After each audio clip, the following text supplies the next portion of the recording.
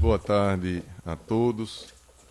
Às 14 horas, declaro aberta a sessão do Tribunal Regional Eleitoral e indago da Corte com relação à ata da sessão anterior.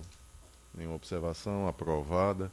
Expediente. Sem expediente. Não há nenhum processo também. Então, obrigado. Comunicações, indicações e propostas. Nenhuma, a não ser o fato da questão da alteração da sessão da próxima segunda-feira, que ocorrerá às 8 horas da manhã. Então, o pessoal do som que está nos ouvindo, segunda-feira, 8 horas, aqui, para que possamos dar início à sessão. Senhor presidente, e um dos dias, 23 ou 30, Sim, vai ser mudado, né? Vai ser a do dia 30, vem para o dia 23.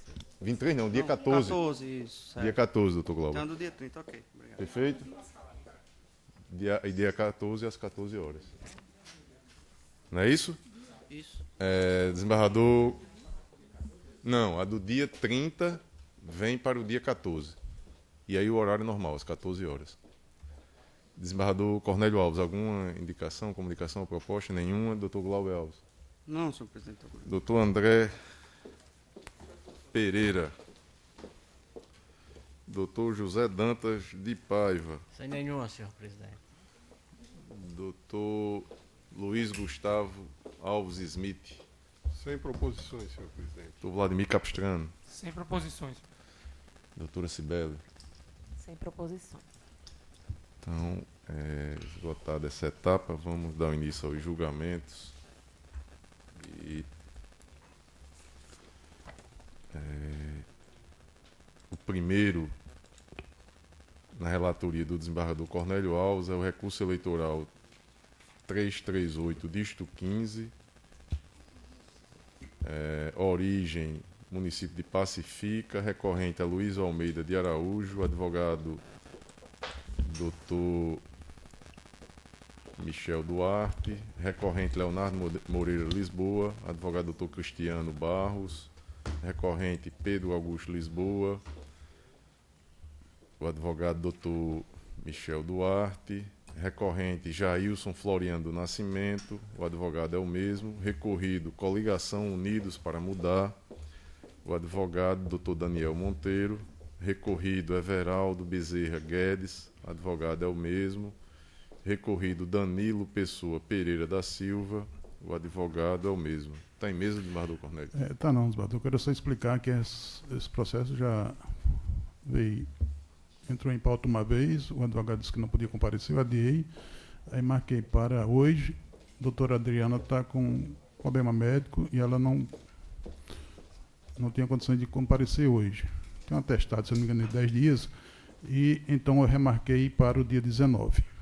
Então vamos deixar tem já... Que ser, dia 19 tem que ter tá a composição completa. E a doutora Adriana já foi ajustada com ela. Já foi acertado com ela. Só verificar já a tem data. a decisão. Só verificar a data para ver qual é a data, desembargador Cornélio. Dia 19.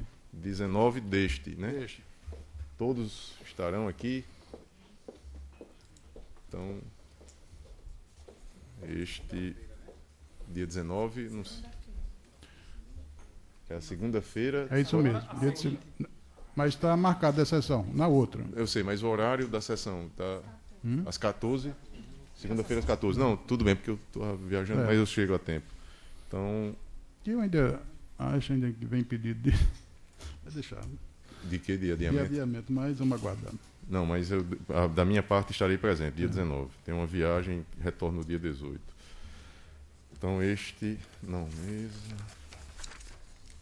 O segundo, recurso eleitoral número 35. Dígito 35, origem Galinhos. O relator é doutor André Luiz de Medeiros Pereira. O recorrente, Márcio André da Silva Vale, advogado doutor Felipe Cortez. Recorrido, Vanuelbe Lima da Rocha, advogado doutor João Batista Alves Cavalcante. E aqui na papeleta tem anotado que estava com pedido de vista para o doutor Glauber. Está em mesa, doutor Glauber? Sim, senhor presidente. Então, Vossa Excelência tem a palavra. Ok, senhor presidente. Obrigado. Senhor presidente, eu vou tentar resumir o tanto que for possível. Algumas circunstâncias não serão possíveis de serem resumidas.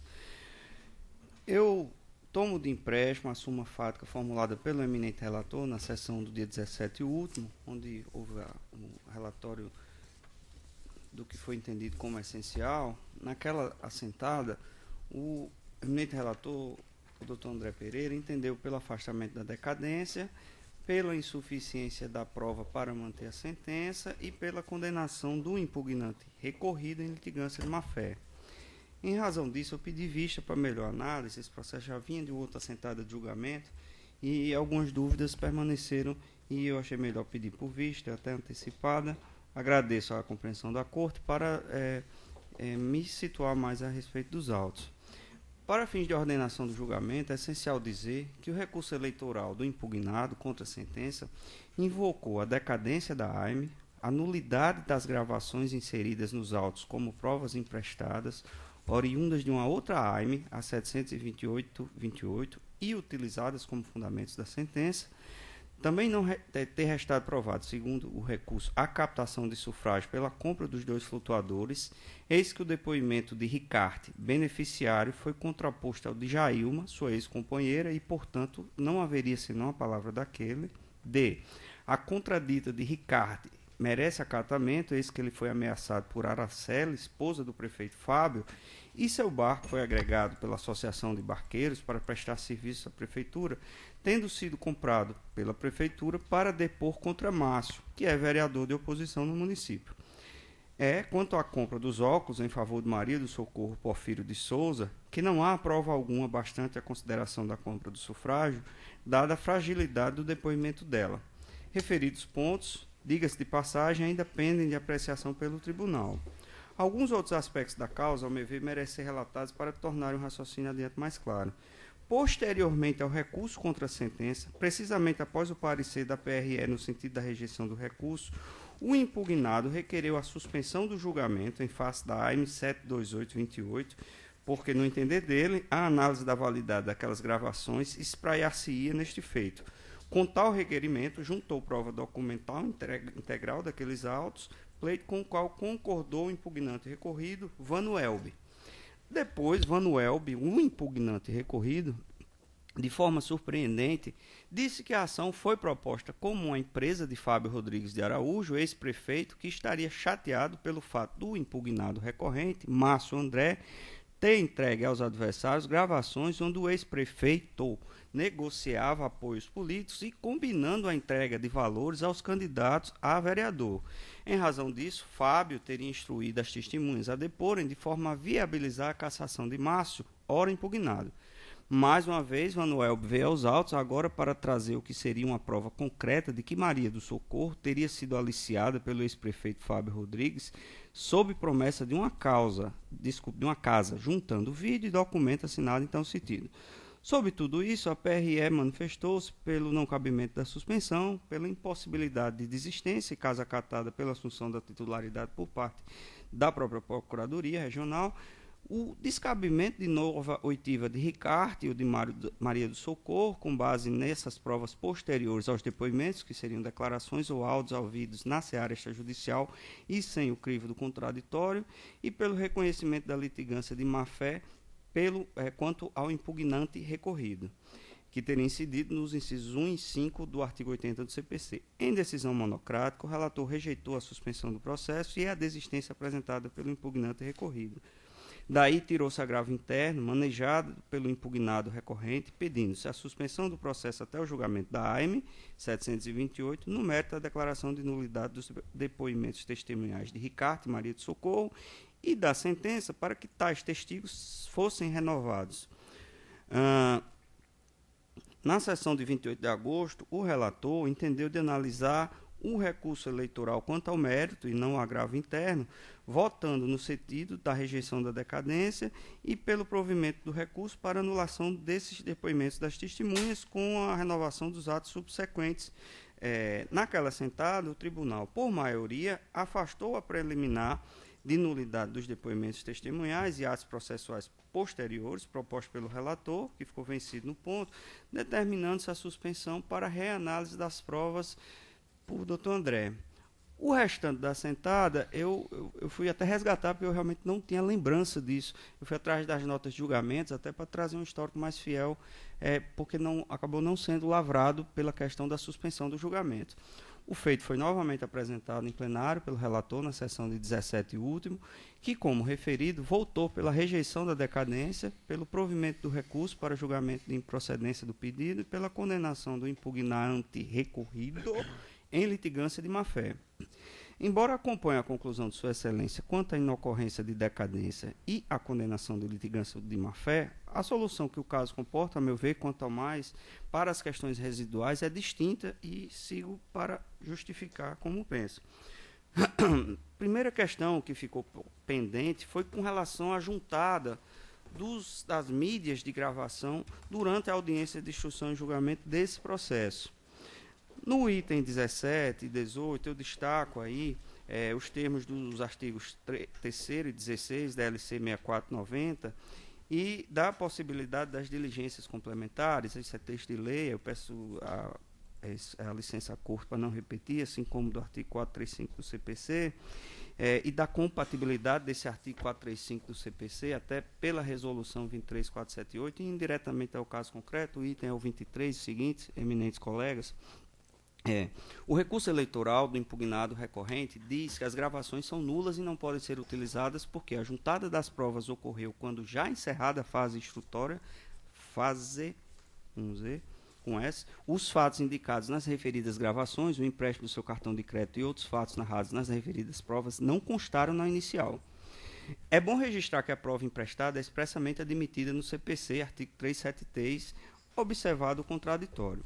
As provas emprestadas, oriundas da AM 72828, e um destaque que eu faço para essa corte de antemão é que essa AM foi extinta sem julgamento do mérito e não houve recurso, e deferidas pela juíza de primeiro grau, consistiram em mídias contendo gravações ambientais produzidas pelo impugnado recorrente, o senhor Márcio André da Silva Vale, juntadas na audiência de instrução, e o depoimento pessoal dele também, do Márcio, juntado pelo impugnante em sede de alegações finais. Ou seja, aqui nós temos a juntada das mídias durante a audiência de instrução e julgamento, nesse processo que estamos a julgar, e por ocasião das alegações finais, foi juntado o depoimento pessoal da mesma pessoa, Márcio, que gravou essas mídias, e esse depoimento pessoal prestado no outro processo, que é essa AM 728-28. Ao contrário do sustentado no recurso, a juntada das gravações ambientais, oriundas da AM 72828, deu-se antes do fim da instrução. De fato, ela ocorreu durante a audiência de instrução e ali mesmo o impugnado se manifestou, a folha 84 dos autos, preservando-se assim o contraditório. Merece destaque ainda terem sido demonstrados nos autos os motivos pelos quais referidas provas não foram juntadas com a inicial, conforme informado pelo impugnante recorrido na petição de folhas 92 a 95, em observância ao artigo 435 do CPC. Como bem lembrado pela Procuradoria Regional Eleitoral, as gravações foram realizadas pelo próprio impugnado recorrente, que forneceu as provas junto à AM 72828. Tinha conhecimento do seu teor, viabilizou a juntada naqueles autos, mas aqui nesse processo ele se diz contra. Estranho isso. E sobre essas provas, aliás, longamente vem se batendo o impugnado recorrente desde suas alegações finais, recurso eleitoral e manifestações posteriores nos autos. Houve, assim, quanto à juntada e conteúdo, contraditório a mais não poder. Embora a impugnação volte especificamente para a juntada das mídias contendo a gravação ambiental produzida pelo impugnado recorrente, o item 1, que eu já aludi, cumpre realçar que a juntada do depoimento pessoal do impugnado recorrente, item 2, também observou os requisitos estabelecidos no artigo 435 do CPC. Com efeito, conquanto deferida sua juntada na fase de alegações finais, a magistrada de primeiro grau resguardou o devido contraditório, determinando a intimação específica do impugnado para sobre ela se manifestar e reabrindo em sequência o prazo de alegações finais, conforme folhas 145 e o 51 e 52 dos autos. Ademais, e aqui é um ponto importante, o impugnante recorrido justificou a impossibilidade de juntada da referida prova em momento anterior, conforme petição de folhas 128 a 138, eis que o depoimento pessoal fora colhido junto à AIME 728 após a realização da audiência de instrução e julgamento nesse processo que estamos a julgar. Nesse sentido, eu até destaco o trecho da fundamentação da decisão da magistrada, do juiz sentenciante, que admitiu a referida prova. Eu peço licença à corte, está aí já para me escusar de ler. O valor da prova, evidentemente, há de ser perquirido concretamente pelo julgador, atribuindo-se-lhe o valor que achar adequado. Isso, porém, respeita a qualidade da prova, ou seja, ser ela boa ou não, e não a sua admissibilidade, ser ela cabível ou não. Como destacado pela magistrada de primeiro grau, ao deferir a juntada das provas emprestadas, os fatos por elas demonstrados efetivamente constaram na inicial por envolver um abuso de poder econômico e a corrupção eleitoral pelo aliciamento de eleitores com o uso de cartão de crédito do impugnado recorrente, fato reportado na inicial. Ou seja, a causa de pedir é o uso do cartão de crédito e essa mídia que veio aos autos na audiência de instrução e julgamento, assim como o depoimento prestado por ele, confirmando o teor da mídia e havido posteriormente a audiência de instrução e julgamento nesses autos que estamos a julgar, respeita fundamentalmente aos fatos que já estão contidos na inicial. E aí eu cito o precedente deste regional, eu fui o relator, um RE 28942, acerca da juntada da prova, quando ainda não encerrada a instrução, o que serve para o caso, no caso em risco que estamos a julgar. Eu ressalto aí que a AIME 728 foi extinta, sem julgamento do mérito. Daí por quê? Eu enfrento isso nesse caso concreto, porque da análise que eu tinha feito, pendia o enfrentamento dessas questões que são relevantes, dessas duas provas. Então, eu estou aqui rejeitando a nulidade dessa prova e destacando que as duas provas, que na verdade são uma só, elas podem e devem ser admitidas. Avançando, senhor presidente, aqui eu faço destaque rapidamente do que é possível ser apurado na AIME, mas que é possível, inclusive, antes do período eleitoral, na ação de impugnação do mandato eletivo. Eu destaco aqui o artigo 14 da Constituição Federal, eu destaco a doutrina de José Jairo Gomes a respeito do assunto, eu destaco a legislação pertinente, trago precedentes do Tribunal Superior Eleitoral, que me parecem que assiste ao caso, 162 e 98, mas eu faço um adendo aqui e eu explico à corte o seguinte, nós estamos a julgar uma AIME, uma ação de mandato eletivo. Essa discussão, porém, ela não ocorreu no recurso. A discussão sobre se os fatos eram ou não no período eleitoral não foi trazida. Eu estou contextualizando isso só para ficar mais claro para a corte, se a corte tem alguma dúvida, porque eu tenho algumas dúvidas. E aí vou ao caso concreto.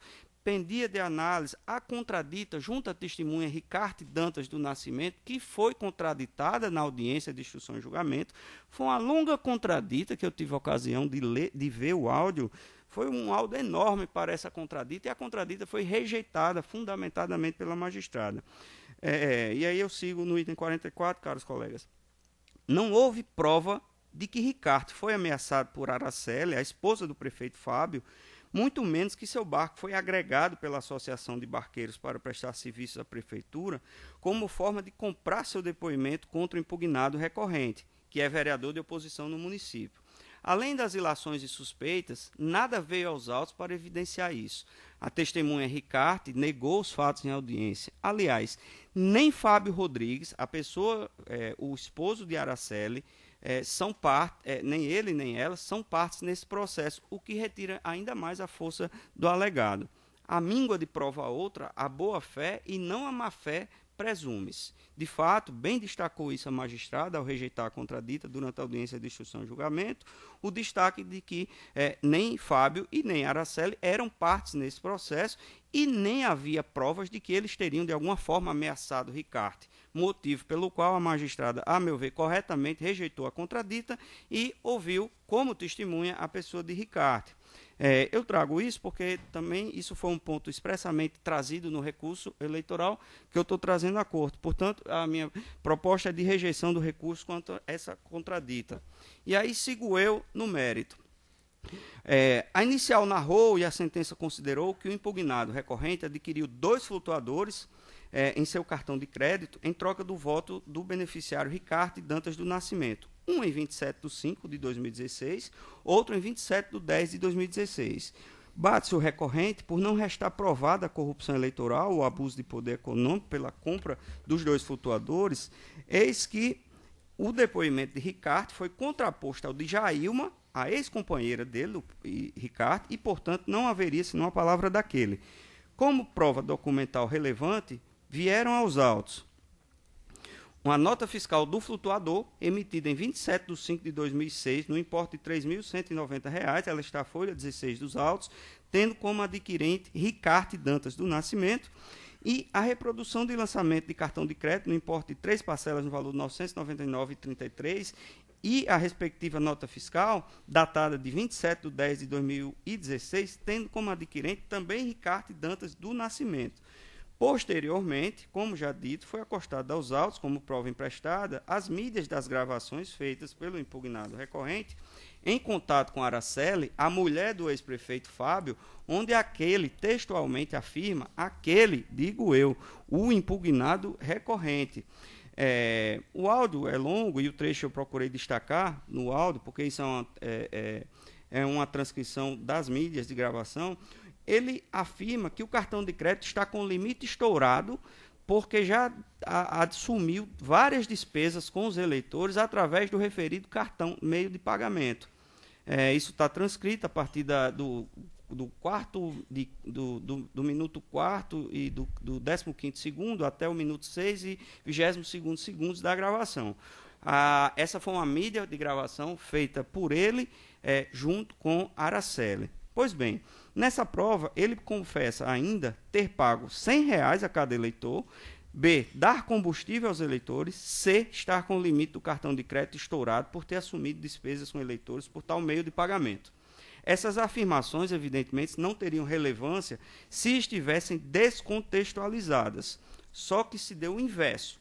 Primeiro, que a sua análise está em linha com a prova documental, especialmente as notas fiscais emitidas em nome do eleitor aliciado Ricardo Dantas do Nascimento. Ou seja, o fluxo do estouro do limite do cartão de crédito converge à compra para o referido eleitor dos 2 flutuadores indicados nas notas fiscais de folhas 16 e 52, emitidas em 27 de maio e 27 de outubro de 2016, nos importes de R$ 3.190 e R$ 2.998.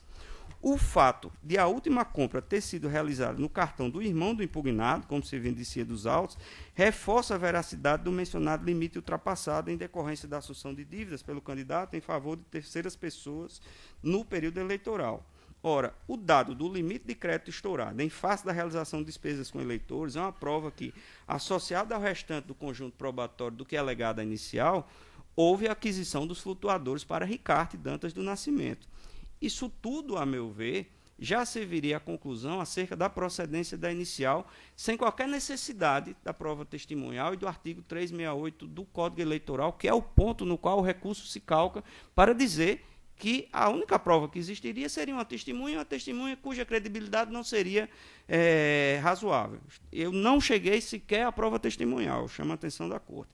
Mas a prova oral, que tive o cuidado de também avaliar, a partir da gravação da audiência, foi taxativa e conforta a prova documental. Notadamente, a confissão do impugnado recorrido, acostada a título de prova emprestada, por meio do depoimento pessoal oriundo na AIME 72828, no início ele já contextualiza e afirma peremptoriamente: eu gravei os áudios. Esses áudios eram os áudios dele junto com a Araceli, onde se dizia que o cartão de crédito estava estourado, essa coisa toda. As pessoas sabiam que estavam sendo gravadas. Eu confirmo todos os pontos da gravação. Que eu era oposição, que havia ajuda financeira, que eu recebi valores, que eu precisei dar, além de transporte, dava R$ 100 para os eleitores, e por aí segue. Assim, vê-se que houve uma verdadeira e clara confissão judicial por parte do recorrido. Ele afirmou peremptoriamente o teor das gravações em um depoimento prestado perante um juiz. E põe aqui, destacar acerca da confissão, 2 aspectos adrede relevantes. O artigo 389, no sentido de que há confissão judicial ou extrajudicial quando a parte admite a verdade de fato contrária ao seu interesse e favorável ao adversário. E 395, a confissão é em regra indivisível, não podendo a parte que a quiser invocar como prova, aceitá-la no tópico que a beneficiar e rejeitá-la no que lhe for desfavorável. Porém, se indiciar quando o confitente a ela aduzir fatos novos, capazes de constituir fundamento de defesa de direito material da convenção. Pois bem, a confissão da parte ré, prestada perante um juiz no curso da causa, se não valer como prova judicial, por prova emprestada que foi e é aqui, vale, no mínimo, como extrajudicial, e sua marca é a da indivisibilidade, ora não afastada, porque inexistentes fatos novos. É o que diz a norma processual em uma clareza assombrosa. Seguindo, temos que, acerca da prova oral colhida nesta ação, e só nesse momento eu chamo a atenção dos eminentes colegas, eu estou fazendo a referência ao testemunho de Ricardo. E o testemunho está longamente descrito, eu negritei os termos que me pareceram mais relevantes. Ele menciona que estava próximo do período eleitoral, que ele foi fiscalizado pela Capitania dos Portos, que precisava desses flutuadores, que ele não tinha dinheiro para comprar isso, que então se comprou isso no cartão de crédito do impugnado, que ele só pagou uma parcela e depois não teve condição de pagar mais, que isso foi feito claramente com a intenção de que ele ajudasse na eleição, de que ele votasse. Não havia dúvida sobre isso. Eu descrevi longamente, eu tive cuidado de ver esse áudio, essa testemunha, que foi muito claro, por mais que, a meu ver, tenha sido um pouco tumultuada a audiência, e não me parecia que havia motivo sobre aquilo, porque os fatos em si são muito mais simples nessa circunstância concreta. Pois bem, sigo eu. De forma muito clara, a testemunha confirmou que não tinha condição de adquirir os flutuadores, que somente pagou uma das parcelas do cartão de crédito, porque não teve condições de arcar com as demais, que a oferia de R$ 1.000 a R$ 2.000 por mês e que, por isso, não teria condições de honrar o compromisso. O primeiro flutuador, a parcela era de R$ 999. Que não sabe ler e que claramente isso foi feito pelo impugnado recorrido, esperando a contrapartida na eleição de ajudá-lo com o voto. A suposta confissão extrajudicial em sentido contrário, a tal da escritura pública que foi trazida em sede de recurso, cede passo, a meu ver, ante a prova testemunhal colhida em juízo sob o crivo do contraditório. De fato, recai na fala comum, confissão extrajudicial havida para desmentir, por razões ignoradas ou ignoráveis, o que se disse perante o magistrado. Para fins processuais, importa dizer que o conteúdo da prova oral testemunhal converge à prova documental e também à confissão do impugnado havida na AIM 728-28.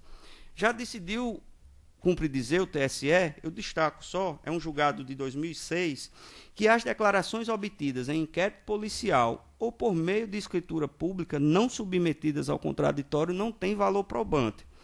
Aqui não precisa afirmar a premissa de que escritura pública extrajudicial não tem nenhum valor, como fez o TSE.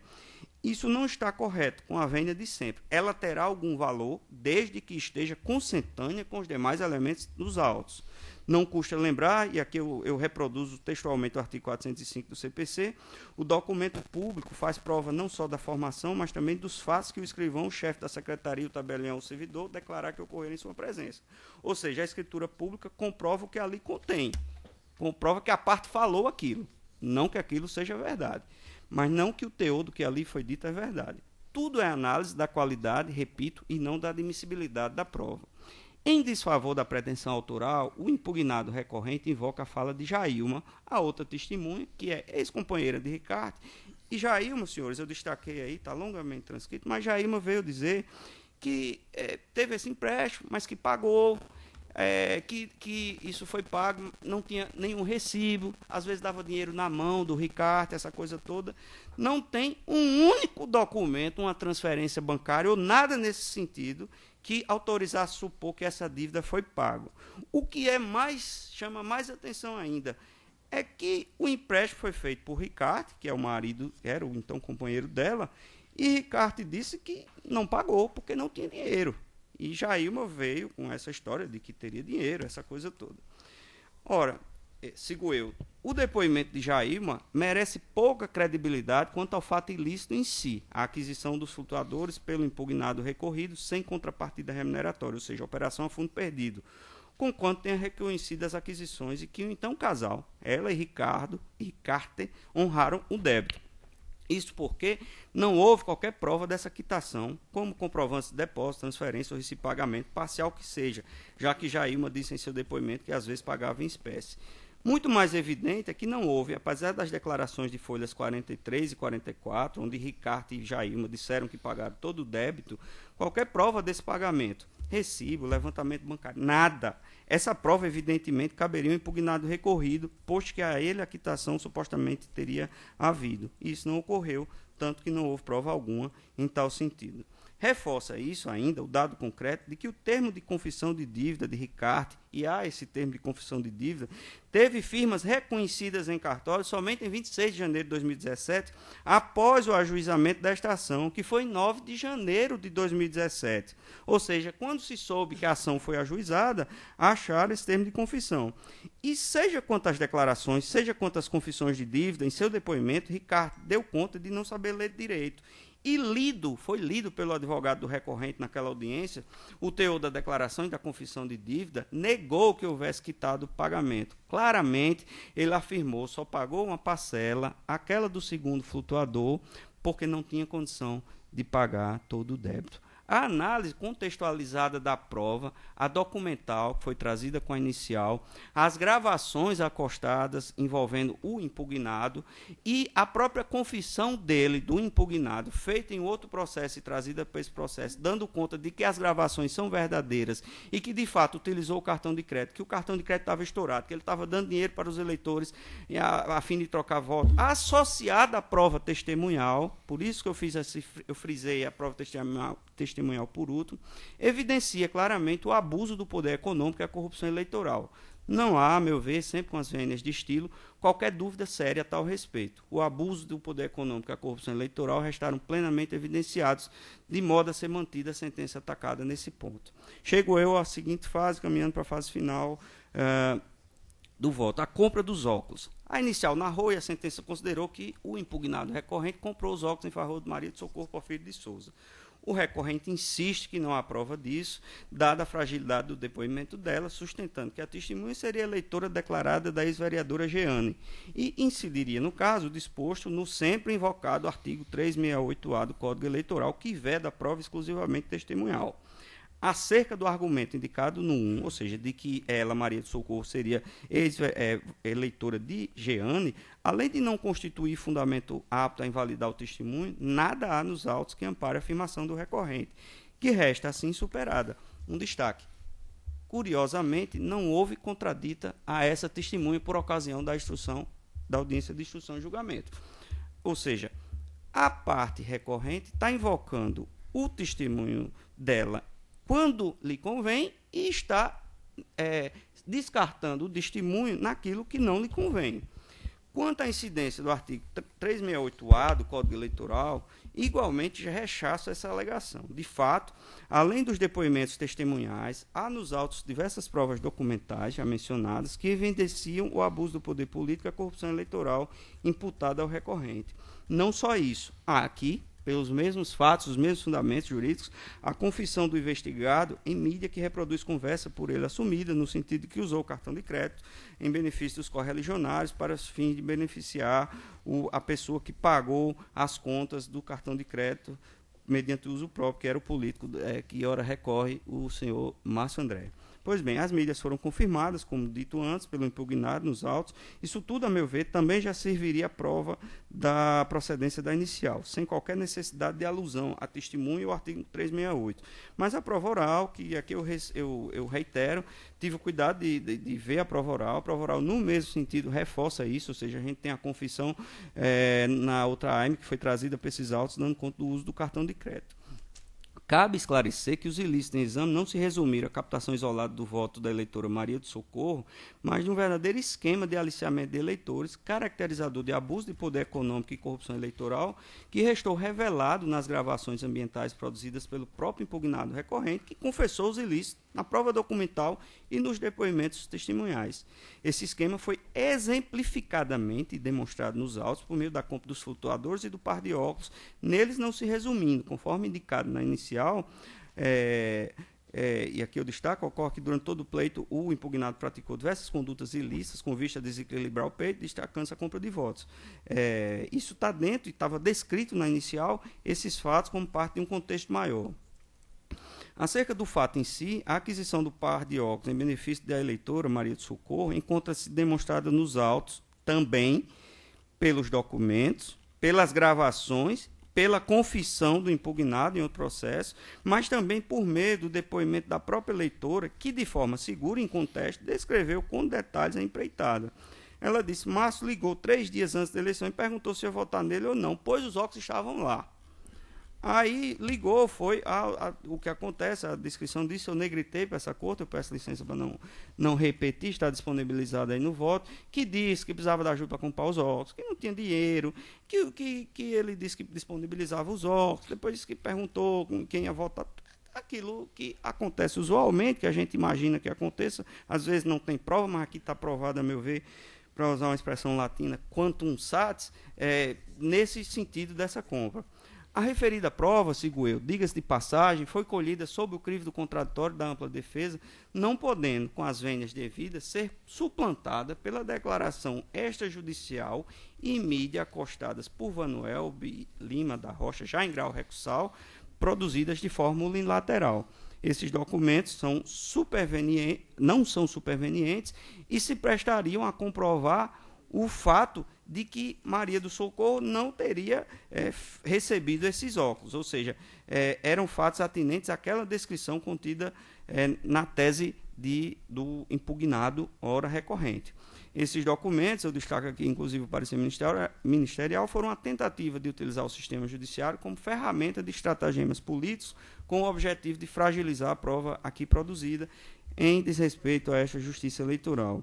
Eu ressalto, inclusive, que ao fundamentar o pedido de condenação do impugnante recorrido por litigância de má-fé, o Ministério Público informou ao recebimento de denúncias anônimas, acompanhado de notícias veiculadas em blogs, acerca de um possível acordo político entre o impugnante recorrente Márcio, o impugnante recorrido Vanuel Lima da Rocha e o prefeito em exercício atual, Francinaldo, que resultou na indicação da genitora do impugnante recorrido, Ivone, ao cargo de vice-prefeito daquele município. Tudo isso em troca da desistência dessa ação. Conclui-se, ao meu ver, que os ilícitos apurados, abuso de poder econômico e corrupção eleitoral são graves o suficiente para macular a lisura e legitimidade do pleito proporcional realizado em Galinhos, já que os valores despendidos com os ilícitos praticados em um pequeno município como Galinhos, com 2.354 eleitores, geram um significativo desequilíbrio dos concorrentes, que a diferença de votos entre o impugnado e o primeiro suplente foi de apenas 47 votos. Para concluir, senhor presidente, aqui, já no meu dispositivo, eu acompanho o relator quanto à rejeição da prejudicial de decadência e à condenação do impugnante recorrido em litigância de má-fé, porém, peço vênia, de vista das demais conclusões, para enfrentar o que me parece que ainda merecia ser enfrentada, a rejeição da preliminar de nulidade da juntada das gravações utilizadas como provas e do depoimento pessoal também juntado aqui, para negar provimento ao recurso eleitoral, seja quanto à contradita da testemunha Ricarte, seja para manter a condenação imposta na sentença atacada e para julgar prejudicado o agravo interno, cujo julgamento ainda pendia. E aí eu destaco, ao fim, que após a publicação do acordo, a comunicação incontinente ao juiz eleitoral para registro no cadastro eleitoral, no caso de eventual pedido de registro de candidatura, e à Câmara de Vereadores de Galinhos para fins de afastamento imediato de Márcio André da Silva Vale, do cargo de vereador, com aplicação da regra prevista no 175, parágrafo 4 do Código Eleitoral, regulamentado pelo 145, parágrafo 2º, 2 da Resolução TSE número 23456/2015, em linha de coerência com o que já decidiu essa Corte em vários precedentes. É o voto, senhor presidente. Me parece, para a ordem do julgamento, que a Corte delibere a respeito da possibilidade ou não da juntada das gravações, que no voto do relator foi pela impossibilidade, não é isso? Na verdade, restou uma falha no meu relatório.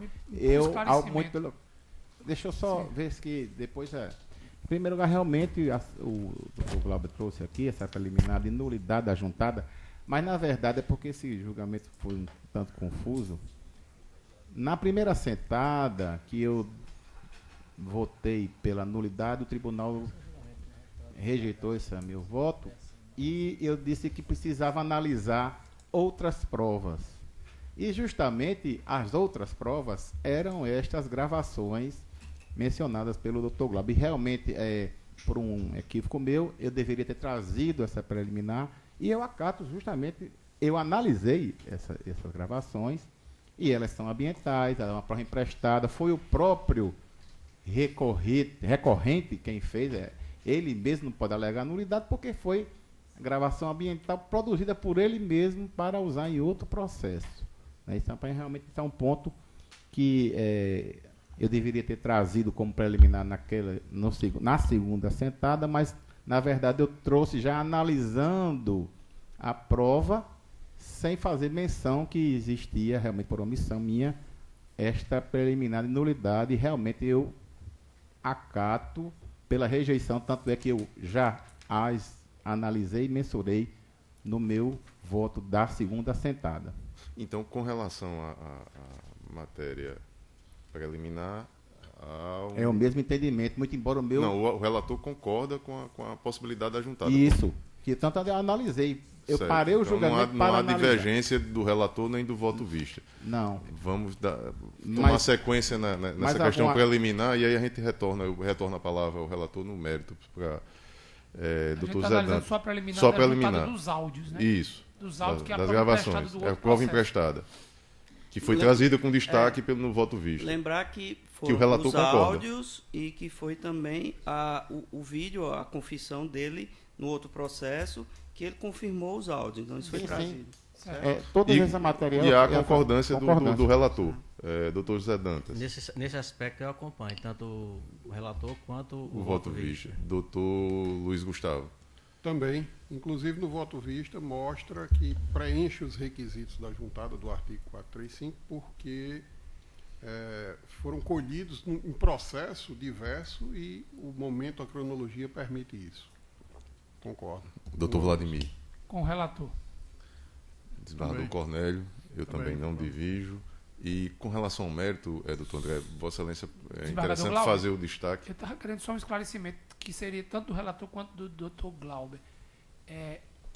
Pelo que eu tinha compreendido do voto do relator, e aí não na sessão em que eu vou pedir de vista, mas na sessão anterior, acho que é de agosto, teria havido uma deliberação do plenário sobre os depoimentos do Ricarte e da outra pessoa. Qual foi a efetiva? Porque eu fiquei na dúvida, depois do voto vista, de qual foi a deliberação do plenário em relação àqueles depoimentos. Parece-me que o relator votava no sentido de declarar a nulidade desses depoimentos e devolvia os autos à instância de origem. O tribunal não devolveu os autos à instância de origem, determinou que fossem analisadas as demais provas do processo, mas ele declarou a nulidade desses depoimentos ou não? Eu fiquei na dúvida do confronto do voto do Dr. Glauber com o do Dr. André sobre isso. Na verdade, eu votei nesse sentido, mas, salvo engano, foi no sentido justamente, deixa eu ver aqui, de nulidade daquele depoimento. Porque há a litigância de má-fé decorreu justamente de uma petição do senhor Vanuelbi, dizendo que tudo partiu de um conluio com o ex-prefeito, inclusive as testemunhas, e ele ele confessa um crime, né? Ele disse que está agindo em arrependimento eficaz, e eu recebi essa petição como pedido de existência. Partiu deste relator esse entendimento. Quando abre vista ao Ministério Público, quando volta, o advogado, o senhor Márcio, disse, não, isso não é um pedido de existência, e ele agrava da minha decisão que eu rejeitei. E justamente por isso que esse agravo, eu creio que já naquela análise, eu disse que era prejudicado, porque eu estava analisando em conjunto, porque o que ele pedia? Ele pedia a análise justamente do mérito, e o mérito do recurso era a nulidade da prova, a nulidade dos áudios, da juntada, e então eu julguei no sentido já o mérito do recurso. A minha Então, preocupação realmente já é- estava Apesar prejudicado. de não ser o fundamento principal do voto do Dr. Glauber, mas ele analisa também os depoimentos. Aí eu Isso. fiquei na dúvida sobre o que é que a gente tinha decidido. Eu naquela- fui resgatar. Como não tinha o acordo, não foi feito o acordo, eu fui atrás das notas taquigráficas e não tinham as notas taquigráficas oficiais porque não teve acordo. Então eu fui atrás do registro, até nos autos, eu determinei a juntada aos autos e fui ver o vídeo da sessão. E porque eu tinha a lembrança mais ou menos do que tinha acontecido. Foi rejeitada a nulidade e se entendeu, a sugestão foi do desembargador Ibanez, que fosse suspenso o julgamento para que, como foi rejeitada a nulidade, o relator passasse a apreciação global, inclusive da qualidade dos depoimentos. Então, quanto à nulidade da prova, o relator foi vencido. Isso. Era essa a Salvo informação que eu engano, estava... só quanto a nulidade. Eu estou na dúvida também. Salvo engano, foi só quanto a nulidade.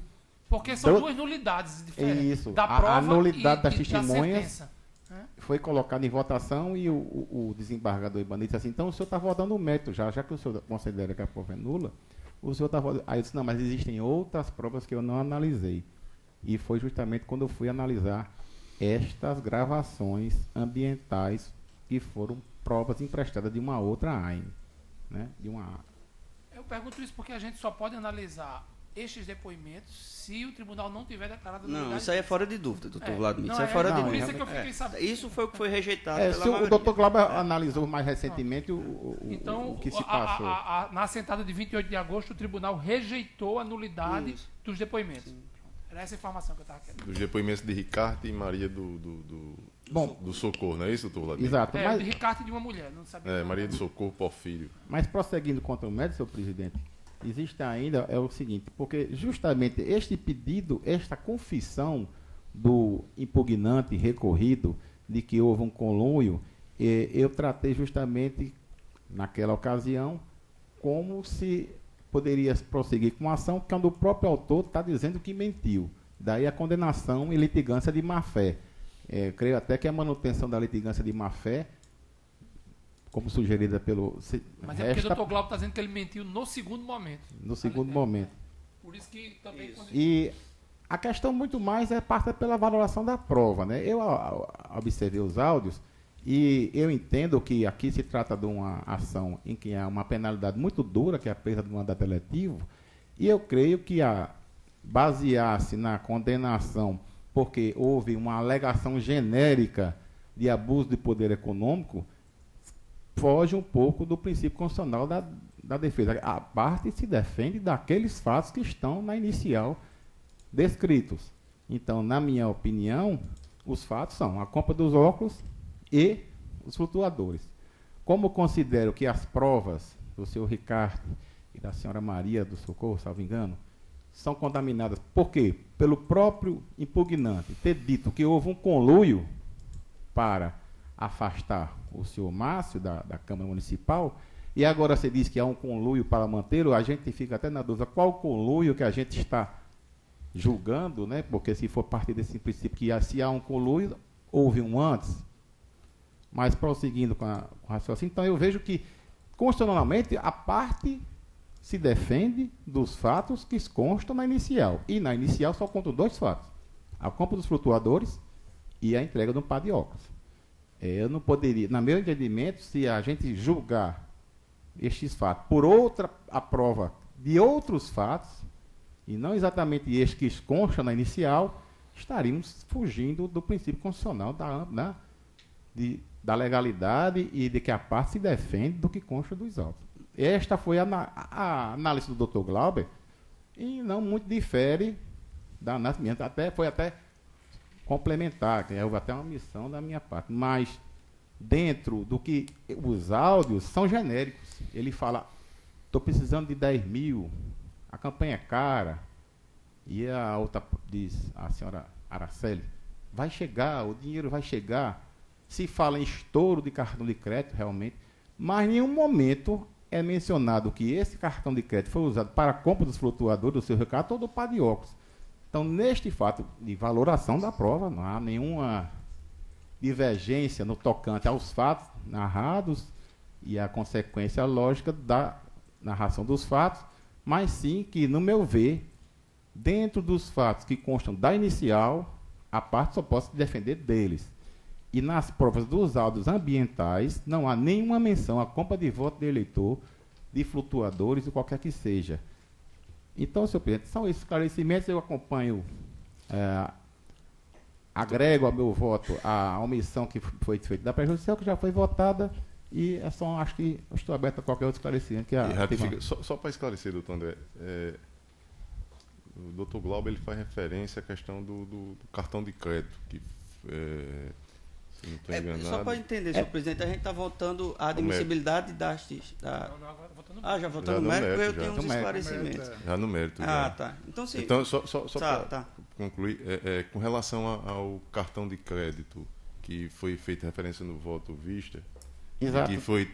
que o recorrente afirma que pagou uma parcela, é isso, doutor Glauber? Vossa Excelência disse? Não, nas gravações, o senhor Márcio É disse gravação ou é prova documental? Tem Gravação.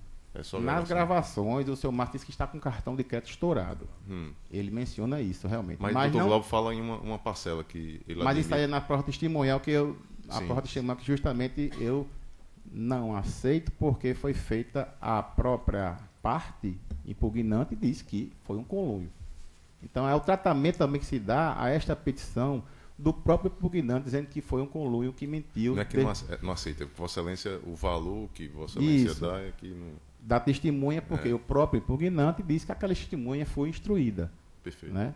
Há uma questão que me parece relevante, doutor André, que Vossa Excelência levantou e que, veja só, a inicial ela é clara ao dizer que aconteceu a compra dos 2 flutuadores e que aconteceu a compra dos óculos. Esses são os fatos que estão na inicial, inclusive que a inicial trouxe as notas fiscais, trouxe os extratos do cartão de crédito, com exceção da Maria do Socorro, e isso aqui foi perfeitamente delineado na inicial, ou seja, os fatos pelos quais o impugnado foi responder à ação, eles são muito claros. O que surgiu depois disso aí foi a questão da prova. E a nossa divergência é com relação à valorização dessa prova e do que aconteceu depois. Vossa Excelência está dando ao valor a essa contradição que foi criada, a meu ver, propositalmente, porque foi trazida por meio de uma confissão. Os autos acabaram de uma forma tumultuada, porque o advogado saiu trazendo isso aqui, a parte foi juntando isso, e na verdade acabou, acho que, induzindo um pouco a corte em conclusão, mas a meu ver, o que eu estou dizendo, inclusive porque tanto pela qualidade da sentença, como pela qualidade da condução da audiência de instrução, acho que foi uma magistrada, ela conduziu, me pareceu muito bem, foi muito tranquila, no sentido de que a prova prestada, isso eu que estou a dizer, a prova prestada perante o magistrado, colhida sob o crivo do contraditório, de todas essas provas, é a que merece mais valor, porque foi amplamente discutida e sindicada. Inclusive essa questão nevrálgica, que foi um ponto que eu fiz questão de trazer, da contradita. Foram 50 minutos de contradita. Foi só a discussão, não houve isso, pagou-se, tal, não sei o quê. A magistrada, concretamente, rejeitou isso. E, assim, isso tudo que aconteceu depois, e até pelo depoimento do Ricardo, quando ele disse, não, eu comprei, isso está comprado, está aí a nota fiscal, que está no nome dele, e eu só paguei uma das várias parcelas que seriam devidas. Então, a gente tem, a meu ver, por isso que eu estou dizendo, não é o caso do 368A, porque o 368A seria a questão da testemunha, que foi o que foi invocado pelo recorrente. Não foi o 368A. Um esclarecimento Claro. sobre esse ponto. Na gravação da conversa entre o senhor Márcio e a senhora Araceli, que foi feita a gravação, inclusive, por ele próprio, não é isso? Não, foi o seu... isso, tá, Márcio. Ele afirma que está com o cartão de crédito estourado, Sim, ele, Márcio, sim. que estourou o cartão de crédito por conta de gastos da campanha. Sim, que não tem mais condição. Então, assim, é isso que eu estou dizendo. Não é uma prova só, né? Isso é o conjunto das provas. Por isso que eu me senti mais motivado. Eu tinha essas dúvidas e fui atrás até do julgamento anterior. Não achei o vídeo, senhor presidente, porque o link não estava do link da sessão anterior. Aí eu pedi ao pessoal para providenciar e também da ata de julgamento, até para entender um pouco melhor e contextualizar. Doutor Glauber, só um detalhe na pergunta do doutor Vladimir, ele quando disse que está com o cartão de crédito estourado, ele afirma, Vossa Excelência disse que ele afirmou que sim, mas o complemento em razão da campanha, a fala dele, ou se limita a dizer que está estourado? Não, da campanha. Tá? Tanto que eu transcrevo aí, senhor presidente.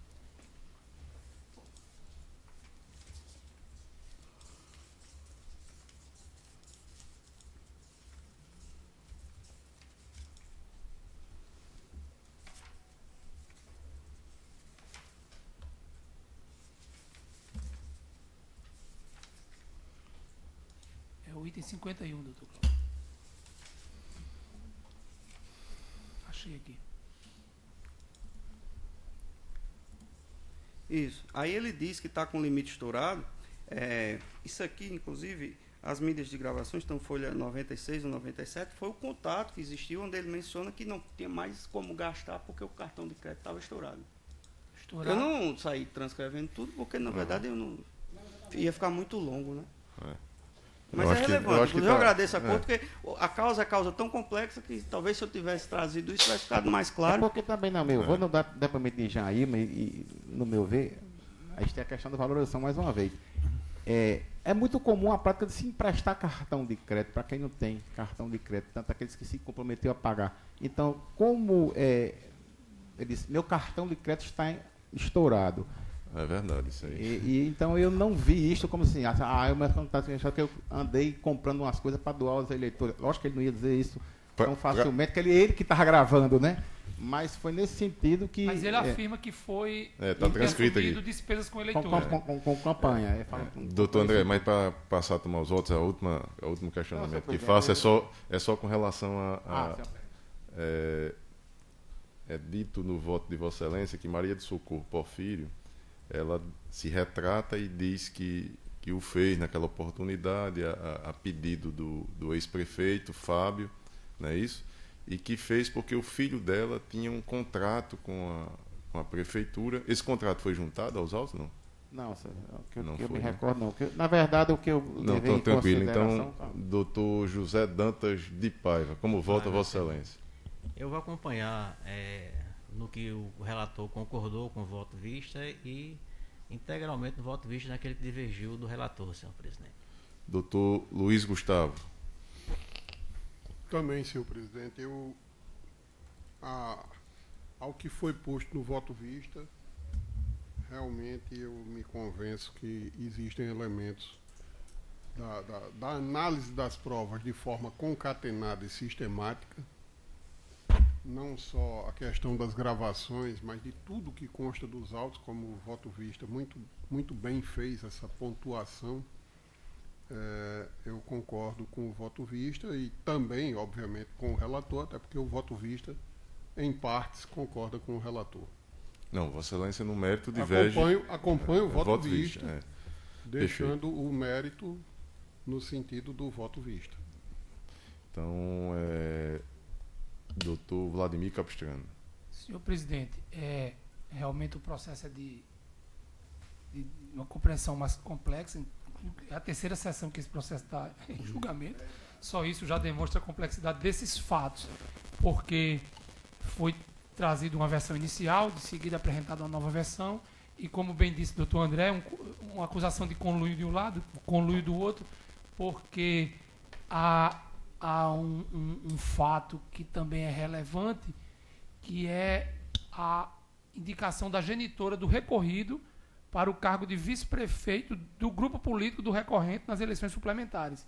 Então, isso tudo é muito embaralhado neste processo. Mas essa gravação da conversa entre o Márcio e a Araceli, gravação realizada pelo próprio Márcio, que é o recorrente, em que ele afirma que estava com dificuldades financeiras, que o seu cartão de crédito estava estourado, porque realizou gastos com eleitores. Ele quem afirma isso.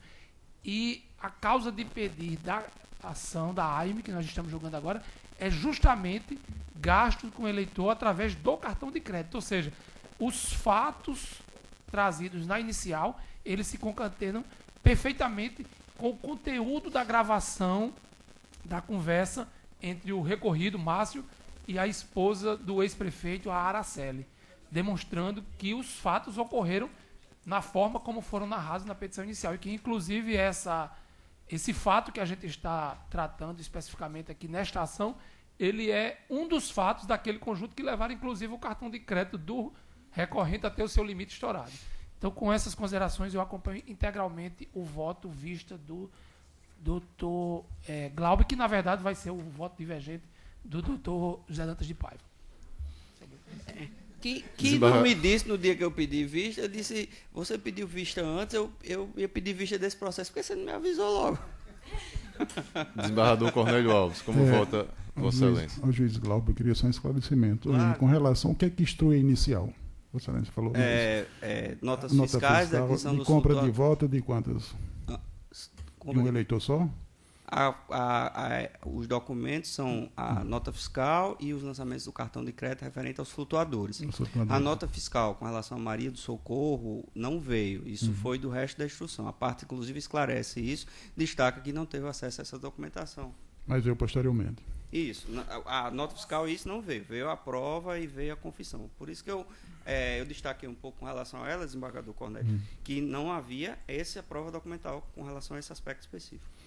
Certo. E com essa prova que instrui inicial, talvez não precisasse nem adentrar nessa outra, mais nessa prova testemunhal e a prova gravada, né? Os áudios. Então eu acompanho o relator, o voto divergente do juiz Glauber. Eu confesso que naquele momento inicial eu estive inclinado a acompanhar integralmente Dr. André Pereira, mas o voto vista trazido pelo Dr. Glauber Alves é bastante esclarecedor e definidor para que eu, neste momento, o acompanhe, pedindo vênia ao relator, em razão principalmente da questão prévia trazido, que naquele momento me pareceu que estaria a corte e o relator trazendo a nulidade das provas, o que ficou bem claro que não houve essa declaração.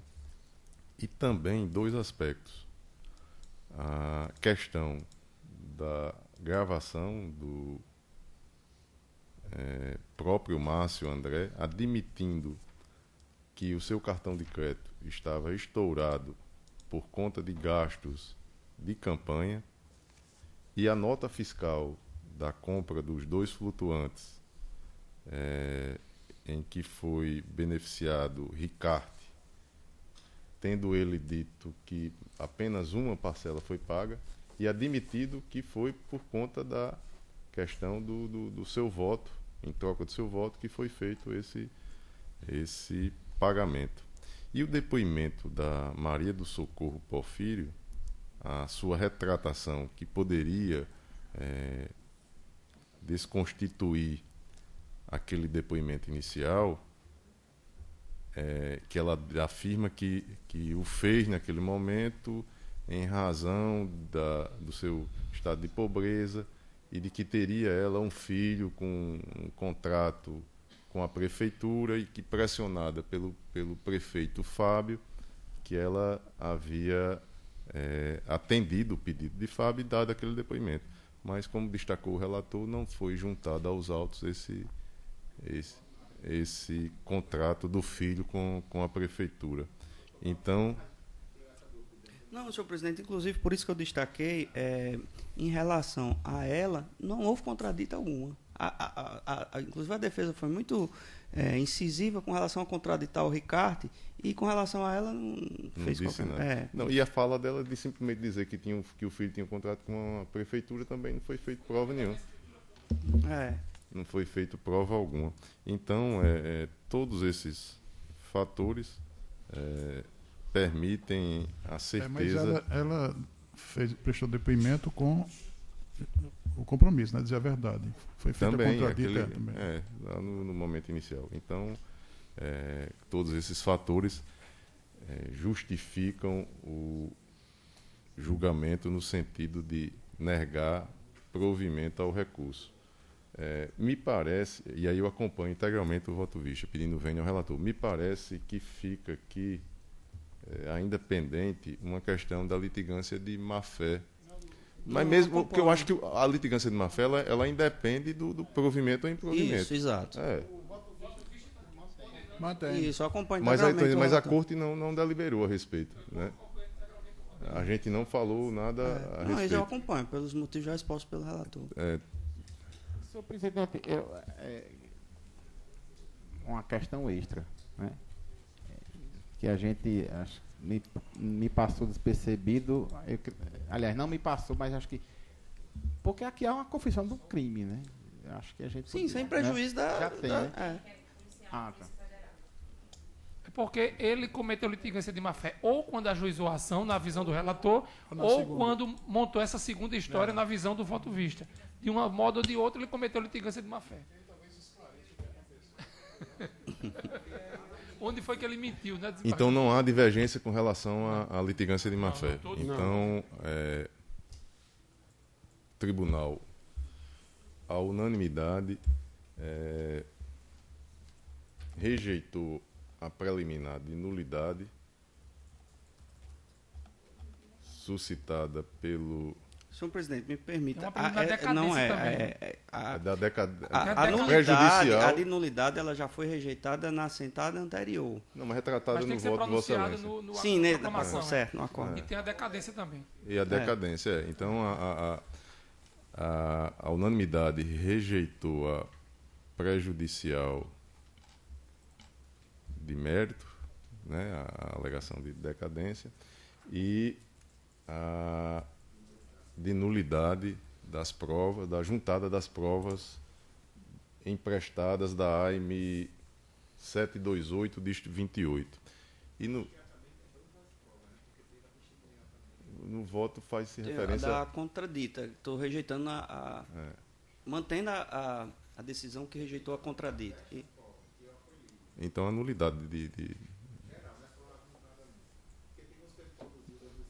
da juntada e das provas produzidas. E no mérito, por maioria, A nulidade da juntada das gravações utilizadas, né?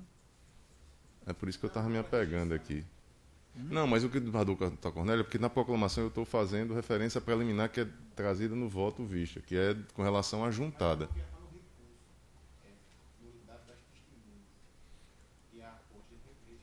Mas porque a nulidade das testemunhas não foi nestes autos, neste processo. Foi, mas não foi. Não, pelo que eu me lembro, doutor André. É, o mérito, é porque Na verdade, ele a nulidade dos depoimentos das testemunhas em razão da posterior retificação dos depoimentos, vamos dizer assim. Não é nem retificação de que houve. Então, o tribunal, na assentada de 28 de agosto, afirmou que esses depoimentos são válidos. Os depoimentos das testemunhas Ricarte e Maria do Socorro. Vencido o relator, que entendia que os depoimentos eram nulos. Então tem essa pegar preliminar aqui. também de nulidade dos depoimentos das testemunhas Ricarte e Maria do Socorro. É o mérito do recurso. Faz parte do mérito do recurso. Mas o tribunal decidiu como preliminar, não? É tanto que disse só. Sim, tá certo. Só um instantinho, peraí. Senhor presidente, eu vou resgatar aqui, até é melhor a gente perder um pouco mais tempo verdade, aqui. aqui. Deixa eu só resgatar os dois recursos, porque foram eles que... Estou buscando aqui também para ver se... No recurso, só para registro, foi pedida a nulidade da juntada das gravações, certo? No recurso eleitoral. Eu estou vendo esse aspecto do que ele requeriu no agravo interno contra a decisão monocrática do doutor André.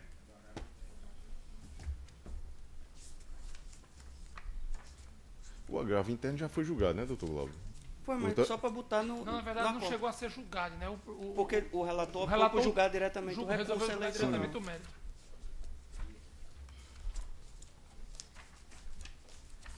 Doutor André mostrou.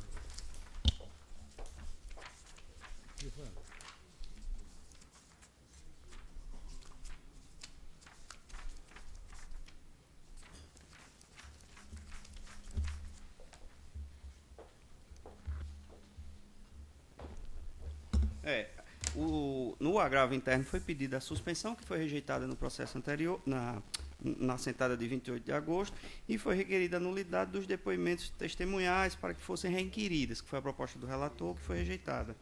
Então, nós temos a primeira nulidade quanto à juntada das gravações e do depoimento pessoal, que foi no próprio recurso eleitoral. Nós temos essa nulidade que surgiu posteriormente no agravo interno, de nulidade dos depoimentos prestados nestes autos, a segunda preliminar.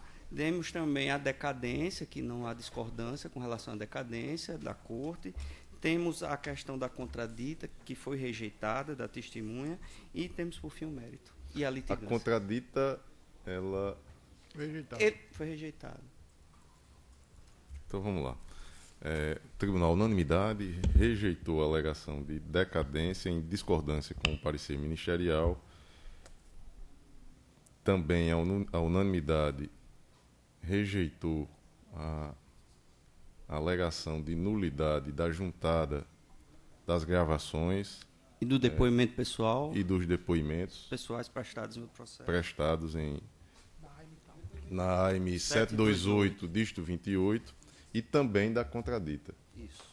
E no mérito, por maioria, negou o provimento ao recurso, vencido o relator neste aspecto, restando Por unanimidade, por unanimidade, condenado por litigância de má-fé, aqui é o o autor da ação. Vanuelbe Lima da Rocha, no valor de 5 salários mínimos. Não é isso? Acho que a proclamação ficou bem clara agora. Então, Se a Corte não discordar, eu proponho, inclusive, que esse valor seja maior. Pelo trabalho que deu, pela exposição da Corte a isso, e para servir de exemplo e de pedagogia para que esse tipo de situação não mais se repita. Porque não se pode utilizar o aparato judicial para fins de conluios ou do que quer que seja, senhor presidente. O teto máximo são 10 salários mínimos. Mas é só se a Corte concordar, se não quer. Você propõe Por um mim, valor? pode arrochar. Os 10, o teto. 10. É.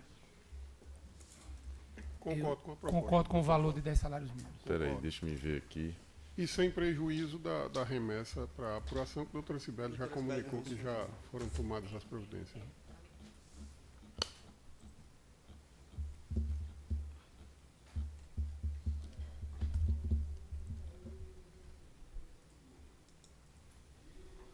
O artigo 81. De ofício a requerimento, o juiz condenará o litigante de má-fé a pagar a multa, que deverá ser superior a 1% e inferior a 10% do valor corrigido da causa, a indenizar a parte contrária pelos prejuízos que sofreu, e a tal. Quando forem 2 ou mais litigantes, quando o valor da causa for irrisório e inestimável, a multa poderá ser fixada em até 10 vezes o valor do salário mínimo. Que é o caso. A gente está, Dr. Glauber está sugerindo o valor máximo. Dr. André havia fixado aqui o valor intermediário. Fixa em 8. 5 salários, tá bom, Dr. Glauber? Tá não, doutor. Ah, não, senhor presidente. Tá pouco. Sim, pois não é. Isso no interior é bastante.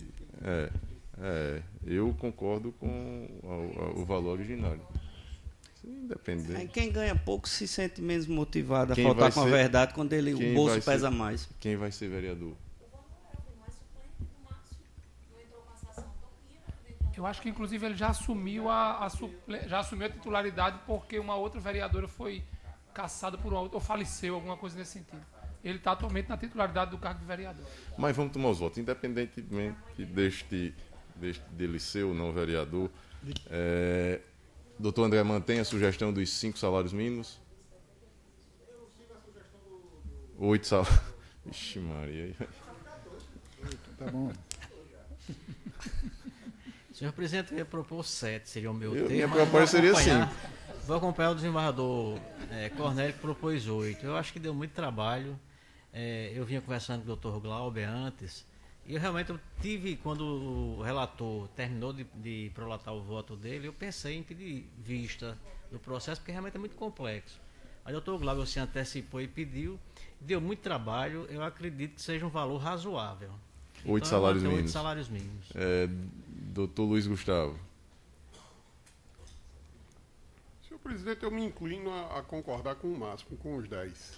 Doutor Acompanho o Vladimir Dr. Capistrano. Glauber. Eu acompanho o Dr. Glauber. Então, 8 são 3 e 10. Eu que estava tendente a permanecer com os 5, acompanho a sugestão dos 8 salários. Então, neste aspecto, por maioria, o tribunal condenou por litigância de má-fé Vanuelbe Lima da Rocha ao pagamento do valor de 8 salários mínimos. Desembargador, Vencido. Só fixar que a maioria é só em relação ao valor. A condenação foi unanimidade. A unanimidade condenou por litigância de má-fé e por maioria fixou o valor de 8 salários mínimos Tá difícil, da multa por litigância de má-fé. Vencido Dr. Glauber Alves, Dr. Vladimir Capistrano e Dr. Luiz Gustavo, que fixavam o valor máximo estabelecido no artigo 81, parágrafo 2º do CPC. Redator para o acórdão, Dr. José Dantas de Paiva. Vai ter trabalho, viu, doutor José Dantas? Vou, mas já vou pegar aqui os... Então, este encerrado,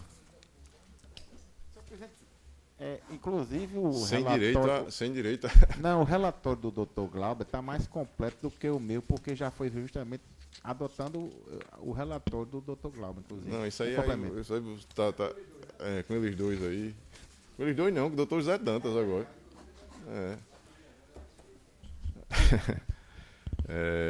O terceiro e último processo da pauta judicial é prestação de contas número 150, diz 58. O relator é Dr. Luiz Gustavo Alves Smith, o requerente, o Democratas Regional, o advogado Dr. Daniel Cabral Maris Maia. Está em mesa, doutor Luiz? Está em mesa, senhor Vossa Excelência tem a palavra. Senhor presidente, o processo já identificado por Vossa Excelência trata de prestação de contas do Diretório Estadual do Democratas, DEM-RN, relativo às eleições de 2016. A SACEP emitiu parecer preliminar, no qual apontou diversas falhas. O órgão partidário foi devidamente intimado, requereu dilação de prazo para manifestação. Esta relatoria deferiu o pedido. Posteriormente, o partido apresentou a manifestação e juntou documentos. Encaminhados novamente os autos à SACEP, esta emitiu parecer conclusivo, opinando pela desaprovação. A Procuradoria Regional Eleitoral, corroborando o entendimento do órgão técnico, também opinou no mesmo sentido de desaprovação. Conclusos os autos, o órgão partidário atravessou petição instruída com documentos que, em sua ótica, esclareceriam as falhas apontadas e, em consequência, requeria a aprovação das contas. Considerando a documentação, foi determinado a remessa novamente à SACEP para analisar a documentação nova e ato contínuo dado nova vista à Procuradoria Regional Eleitoral, que, por sua vez, ratificou o parecer anterior pela desaprovação das contas. E é o que importa relatar, senhor presidente. Em discussão, o relatório. Aprovado. Como vota Vossa Excelência? Senhor presidente, nos termos do que foi verificado pelo órgão técnico, as irregularidades encontradas e não sanadas dizem respeito: descumprimento quanto à entrega dos relatórios financeiros de campanha no prazo estabelecido pela legislação, relativamente a 8 operações de recebimento de receitas oriundas do Diretório Nacional. 2. Variação de saldo entre a prestação de contas final e a retificadora, com valores incompatíveis com as justificativas e documentos apresentados. 3. Recibos eleitorais emitidos após a entrega da prestação de contas final. 4. Doações oriundas do Diretório Nacional recebidas em data anterior ao termo inicial da entrega da prestação de contas parcial, mas não informado à época devida. 5. Transferências diretas a outros prestadores não registrados na prestação. 6. Gastos eleitorais realizados em data anterior ao termo inicial de entrega da prestação de contas parcial, mas não informados. E 7. Abertura de conta bancária exclusiva de campanha a destempo, 2 dias após o prazo final. Eu passo a analisar cada um destes tópicos, dizendo que, não obstante existam falhas formais, sem o condão de macular a prestação de contas, existem outros que são, sim, capazes de comprometer sua rigidez. Desde logo, de que as falhas relativas às doações recebidas e gastos eleitorais realizadas em data anterior ao termo inicial da entrega de prestação de contas parcial, mas não informadas a tempo, não se reveste de gravidade, e isso aí eu assento na farta jurisprudência desta Corte e cito, inclusive, um precedente de minha relatoria que está disponível aí no voto escrito, que está disponibilizado. Passo aos seguintes aspectos, dizendo que, entretanto, os demais itens comprometem a transparência das contas. E aí eu passo a analisar um por um. Em relação ao fato da agremiação ter deixado de entregar os relatórios financeiros de campanha dentro do prazo estabelecido pela legislação eleitoral, em afronta ao comando ditado no artigo 43, parágrafo 2º e 7º da Resolução de Regência. No caso ora tratado, as operações relacionadas à falha dizem respeito a repasses do fundo partidário feitos pelo Diretório Nacional. Quando diligenciado, o partido informou não ter a ausência dos relatórios se dado por má-fé, mas por crer que, como em anos anteriores, somente deveria informar pelo sistema de doações recebidas de pessoas físicas, sendo as de fundo partidário apresentadas na prestação de contas anual. Por sua vez, o órgão técnico, em sua informação, explicou que a inobservância da regra de entrega dos relatórios, abro aspas, prejudicou a publicidade e a fiscalização da movimentação dos recursos de campanha, ainda durante o curso do período eleitoral, fecho aspas. Ora, se houvesse prejuízo à transparência e à fiscalização das contas, como dito pelo próprio órgão de análise técnica, é razoável inferir que a falha revela-se grave, com potencial de macular a prestação de contas. Quanto à variação do saldo entre a prestação de contas final e a retificadora, com valores incompatíveis, as justificativas e documentos, observo que a prestação de contas final da agremiação foi entregue em 31 de 10 de 2016, completamente zerada. Posteriormente, após o prazo para impugnação, foi apresentada em 11 de 11 de 2016 uma prestação retificadora, desta vez com valores declarados. Na espécie, não me parece crível a alegação de equívoco. A esse respeito, destaco as palavras da Procuradoria Regional Eleitoral, que está disponível aí no voto escrito, e eu peço vênia para não ler. No tocante à emissão de recibo após a entrega da prestação de contas final, conquanto o partido se insurge ao argumento de que, abro aspas, discordamos da afirmação que foi feita, fecho aspas, pois foram emitidos em 16 de 8 e 27 de 9 de 2016, também não merece amparo a tese por eles defendida. Ora, as folhas 11 e 19 mencionadas pela agremiação refere-se aos extratos da prestação de contas final e retificadora, respectivamente, incapazes de comprovar, portanto, seus argumentos. Por sua vez, as folhas 32 e 39 trazem vias de recibo onde constam, escrito à mão, as datas de 16 de 8 de 2016 e 25 de 8 de 2016, 30 de 8 de 2016 e 2 de 9 de 2016, 5 de 9 de 2016, 13 de 9 de 2016, 19 de 9 e 27 de 9, todos de 2016. Ocorre que, conforme dito na informação do órgão técnico, o sistema desta justiça detectou a emissão dos recibos em data posterior à entrega da prestação de contas. Não tenho dúvidas, portanto, terem os recibos sido emitidos posteriormente e assinados com data retroativa, a fim de lhes imprimir aparência de regularidade. Segundo o artigo 6º da Resolução de Regência, deverá ser emitido recibo eleitoral de toda e qualquer arrecadação para a campanha eleitoral, financeiros ou estimáveis em dinheiro, inclusive os recursos próprios e aqueles arrecadados por meio da internet. Com efeito, a emissão de recibos em momento posterior à entrega da prestação, entregues junto com a retificadora, revela bem mais que mero equívoco ou omissão. Revela, sim, a possibilidade de uso de informações somente para maquiar o que já prestado a título de informações. E eu trago inúmeros precedentes de jurisprudência desta Corte Eleitoral, que eu estão disponíveis e eu privo os senhores da repetição da leitura e prossigo dizendo que, diante desse cenário, é impositivo reconhecer que a agremiação não respeitou as normas de regência, restando prejudicada a transparência e a confiabilidade das contas também quanto a esse ponto. Passo a outro tópico, no que diz respeito às transferências diretas a outros prestadores não registrados na prestação em análise. O partido argumenta que os valores foram transferidos após o período eleitoral e a entrega da prestação de contas final, apenas para quitação de dívidas contraídas durante a campanha, como permite a legislação. Ocorre que essa informação não encontra abrigo nos autos.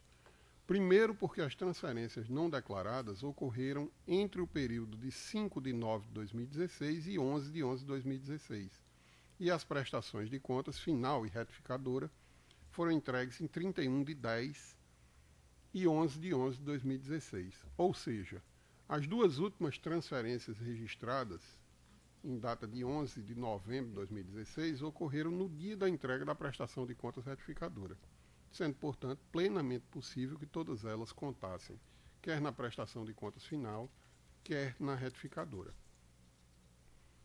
Outro sim, o argumento de que as transferências ocorreram ao albergue da legislação, pois seriam para quitar dívidas, também não deve ser acolhido, pois a assunção de dívida de campanha somente é possível por decisão do órgão nacional de direção partidária, com a apresentação, no ato da prestação de contas final, dos documentos exigidos pela Resolução 23.463, o que não consta provado nos autos. Ademais, conforme dito pelo mesmo artigo 27, partidos políticos e candidatos podem arrecadar recursos e contrair obrigações até o dia da eleição.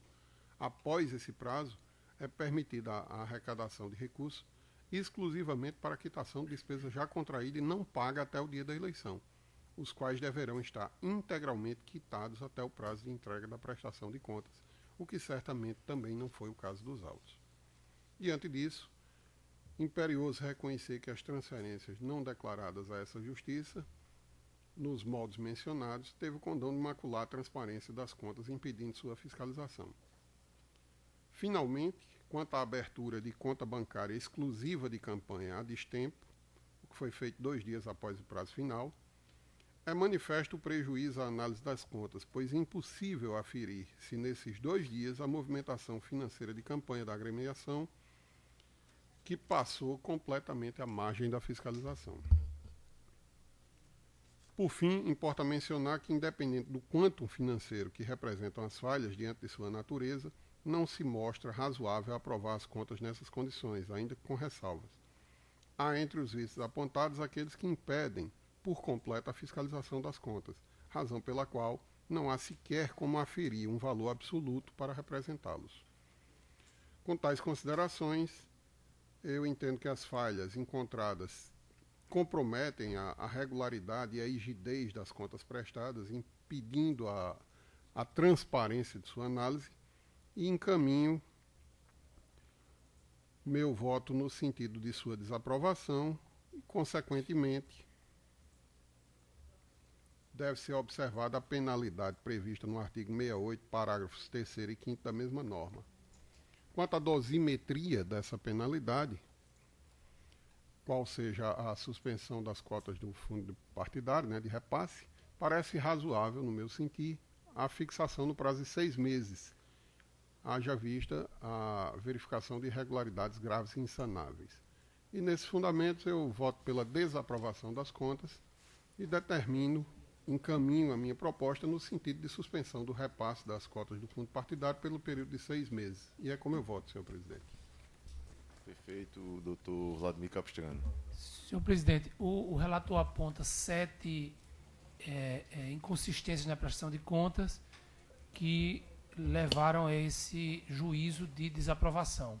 Eu tenho pequenas divergências com o relator em relação a considerar de natureza formal material algumas destas inconsistências. O relator, assim, considerou como de natureza formal apenas a inconsistência apontada no item 4 e no item 6, que é doações oriundas do Diretório Nacional recebidas em data anterior ao termo inicial da entrega da prestação de contas parcial, não informadas na época, e gastos eleitorais realizados em data anterior ao termo inicial da entrega da prestação de contas, mas não informados à época. Foram as duas únicas inconsistências que ele considerou como de natureza meramente formal. As demais ele classificou como de natureza material. Eu também classifico como de natureza material a do item 1, o descumprimento quanto à entrega dos relatórios financeiros, e a do item 7, abertura de conta bancária exclusiva da campanha a destempo. Eu também incluo essas duas outras inconsistências na condição de irregularidade de natureza meramente formal. Mas restam 3 outras, os itens 2, 3 e 5, que nestes aí eu concordo com o relator, são de natureza material e grave e suficientes à desaprovação das contas. Então, nestes termos, com esses breves acréscimos relativamente a essa classificação de 2 das irregularidades, eu acompanho o relator no resultado da desaprovação das contas e também pelo mesmo período de 6 meses. Desembargador Cornélio Alves. São muitas irregularidades, tanto formais como materiais, né? Então, acho que o relator votou corretamente e eu acompanho. Doutor Glauber Alves. Senhor presidente, eu acompanho tudo, só que eu suspenderia por 9 meses em linha de consequência com 3 irregularidades de natureza grave associadas às outras de natureza meramente formal e em linha até de alguns precedentes já mais recentes nessa corte e nessa composição, onde a existência de mais de mais de 2 irregularidades de natureza grave seja uma reprimenda maior. Doutor André Pereira. Eu acompanho o relator, senhor presidente. Doutor José Dantas de Paiva. Senhor presidente, eu acompanho o relator com as observações feitas pelo doutor Vladimir. E quanto à dosagem da sanção, nós discutimos isso aqui em outras sessões e chegamos à conclusão que quanto mais irregularidades, inclusive graves, ante a ausência de critérios objetivos, também fosse aumentado nesse sentido. E aí eu acompanho o desembargador Glauber em relação ao colega, o juiz Glauber, em relação à dosagem, em vez de 6 meses, 9 meses. Sem um repasse de cotas do fundo partidário. Proclamo o resultado. O tribunal, à unanimidade, desaprovou as contas do Partido Democrata. É o regional, não é isso? Ao diretório regional, estadual. E por maioria, determinou a suspensão do repasse das cotas do fundo partidário pelo período de 6 meses, vencidos os juízes Glauber Alves e Dr. José Dantas de Paiva, que definiam o período de 9 meses de suspensão do repasse. Algum outro processo em mesa? E nessa parte judicial, nenhum outro. Então, declaro encerrada essa etapa. Passamos à pauta administrativa. E antes de iniciar, são 2 processos na pauta administrativa. Antes de iniciá-los, tenho aqui seguindo aquela prática, a primeira não, mas os aniversariantes do mês, uma moção de congratulações aqui aos juízes. Destaco aqui o moçoroense Patrício Lobo, próximo dia 15 de novembro. Paraibano, mas radicado é moçoroense, já virou moçoroense. E tantos outros aqui, doutor Rainel. Então, são vários, todos de acordo, para não numerar. De acordo, senhor. Então, para que seja o expediente encaminhado a todos eles. Embora com raiz lá em Alexandria, também, perto da Paraíba. Lá Então, vamos agora, são 2 processos aí na pauta administrativa, deixa eu só abri-los aqui. E tem um destaque aí na...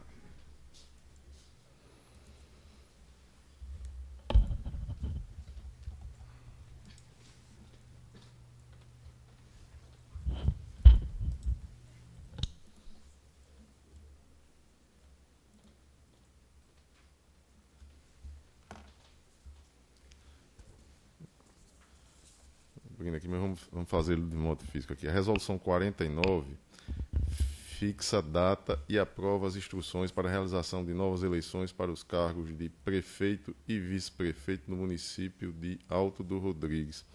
A resolução, só justificando, nós recebemos no dia de ontem a mensagem número 14/2018, encaminhada lá pela senhora presidente do Tribunal Superior Eleitoral, dando conhecimento a esta Corte do resultado do julgamento do recurso que existia pendente lá na Corte Superior e determinando que fosse oficiado este regional para que adote as providências pertinentes no sentido da realização da eleição suplementar. E como tenho feito nos demais municípios, e pretendo fazê-lo, obviamente, com a concordância dos senhores, dar cumprimento imediato a essas determinações no sentido da realização da eleição suplementar. Existe a última data possível neste ano, 9 de dezembro, que coincide com aquela que já agendamos para Guamaré. O prazo hoje é o limite, é o último dia para que, sendo aprovada a resolução, seja possível a realização da eleição. E esta resolução ela tem uma particularidade que vai aí, se houver a concordância, o artigo 13 trata da questão dos candidatos. E nas demais que aprovamos aqui, no parágrafo 2º, diz que aqueles que deram causa à nulidade da eleição não poderão participar da renovação do pleito. E nesta de Alto do Rodrigues eu estou propondo a exclusão desse dispositivo. E por quê? No voto do ministro Fux, aí eu peço permissão para ler, porque aquele, com maior propriedade, disse que, abro aspas, ao contrário do que sustenta a eminente relatora, o respeito ao prazo integral de inelegibilidade não importa em indevida ampliação da restrição, na medida em que poderá o cidadão, se assim o preferir, lançar sua candidatura e participar de qualquer pleito, ordinário ou extraordinário, a se realizar após exaurido o óbice, ao revés, endossar as conclusões da eminente relatora implica a redução do prazo de inelegibilidade de 8 para 6 anos, em interpretação francamente dissonante do Estatuto das Inelegibilidades. E aí ele vai e diz o seguinte, em resumo, o problema no registro dele era que ele tinha uma condenação e havia aquela discussão se era de 5 anos ou de 8 anos o impedimento para que ele fosse candidato, 3 ou 8, e aí ele faltava 2 dias para que pudesse alcançar a elegibilidade, as condições de elegibilidade. Fez o registro, passou, aqui foi cassado, não é isso? Foi deferido o registro e lá no TSE foi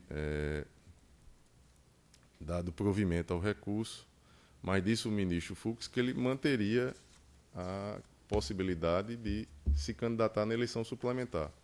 E ele o faz de forma expressa aqui no sentido de que, por ensejar condição pessoal e não ilícito que fulmine o pleito, o indeferimento do registro de candidatura do recorrido não obstará sua ulterior participação na eleição suplementar, somado ao término do prazo de inelegibilidade decorrente da condenação por abuso de poder nas eleições de 2008.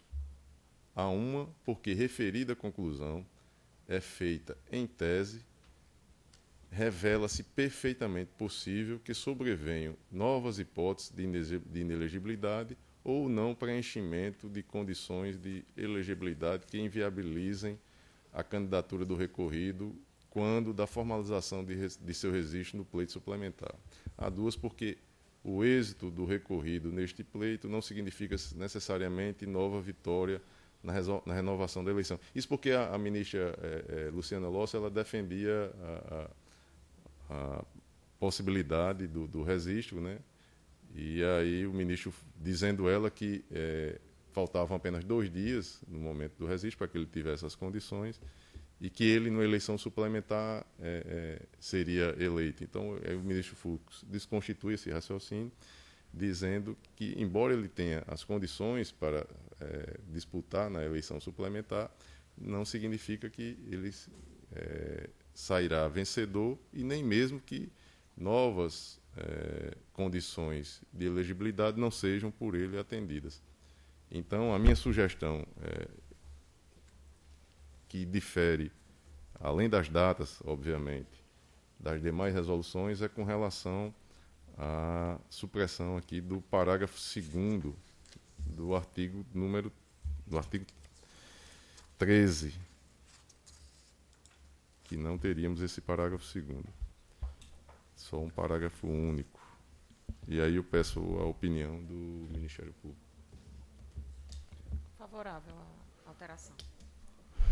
Embargador Cornélio, de acordo, doutor Glauber, Favorável. doutor André, doutor José Dantas de Paiva, Favorável. doutor Luiz Gustavo, De acordo, senhor presidente. doutor Vladimir Capistrano. Presidente, de acordo, mas não sem deixar de registrar o meu espanto assim com essa solução. Eu confesso que eu concordo que o ministro Fux tem razão na análise dele. Agora, é de todo estranho que a gente esteja determinando a realização de eleições suplementares porque o candidato eleito não detinha condições de elegibilidade, mas estejamos permitindo que ele seja candidato na eleição suplementar. Mas o raciocínio do ministro Fux, por incrível que pareça, dentro do contexto, está correto. Então eu concordo com a alteração. Mas é estranho, assim, causa estranheza, inclusive para os eleitores vai ficar uma situação muito esdrúxula e de difícil compreensão. Mas o raciocínio do ministro Fux está correto.